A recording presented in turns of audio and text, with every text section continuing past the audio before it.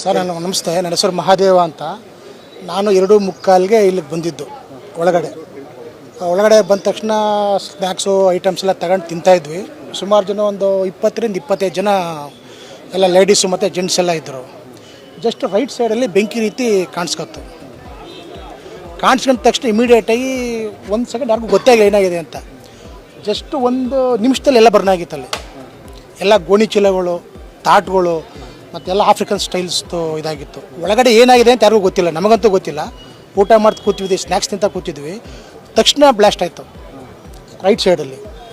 Right ಸೈಡಲ್ಲಿ ಆಗಿದ ತಕ್ಷಣ ಅಂಗಡಿಯೆಲ್ಲ ಸುತ್ಕೊಂಡು ಹಂಗೆಲ್ಲ ಫುಲ್ಲು ಜನ ಬಂದ್ಬಿಟ್ರು. ಶಾರ್ಟ್ ಸರ್ಕ್ಯೂಟು ಪಕ್ಕದ ಹಾಸ್ಪಿಟ್ಲಿಗೆ ಹತ್ಕೊಂಡಿದ್ದು ಸೈಡಲ್ಲಿ ಹೊಗೆ. ಅದಾದಮೇಲೆ ಪುನಃ ಈ ಕಡೆ ಎಲ್ಲ ಬೆಂಕಿ ಆಗದೆಲ್ಲ ಕೆಳಗಡೆ ಬರೋಷ್ಟೊಳಗೆ ನಾವೆಲ್ಲ ಕೆಳಗಡೆ ಬಂದುಬಿಟ್ವಿ.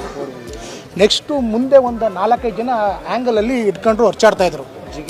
ಜಿಗಿಯಾಗಿ ಟ್ರೈ ಮಾಡ್ತು. ಕೆಳಗಡೆ ನಾವೇ ಗ್ರೀನ್ ತರ್ಪಲ್ ಎತ್ಕೊಂಡು ಕೆಲವರು ಬನ್ನಿ ನಗಿರಿ ಅಂತ ಹೇಳಿದ್ರು. ನಾವು ಬೇಡ, ಅವಾಯ್ಡ್ ಮಾಡಿದೆ. ಯಾಕಂದರೆ ಬೆಂಕಿ ಗಾಳಿ ಈ ಕಡೆ ಇತ್ತು, ಗಾಳಿ ಈ ಕಡೆ ಬರ್ತಾಯಿತ್ತು. ಈ ಕಡೆ ಬರ್ತಿದ್ದಾಗ ಗಾಳಿ ಆ ಕಡೆ ಸ್ಪ್ರೆಡ್ ಆಗಲಿಲ್ಲ.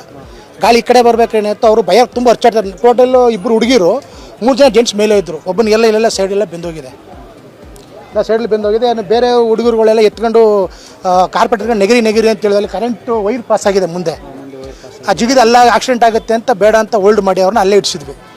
1 ಸೆಕೆಂಡು ನಮಗೆ ಫೈರ್ ಇಂಜಿನ್ ಅವರೆಲ್ಲ ಯಾರು ಬೇಗ ಬರಲಿಲ್ಲ. ಎಲ್ಲ ಮುಗಿದ ಮೇಲೆ ಬಂದಿದ್ದು.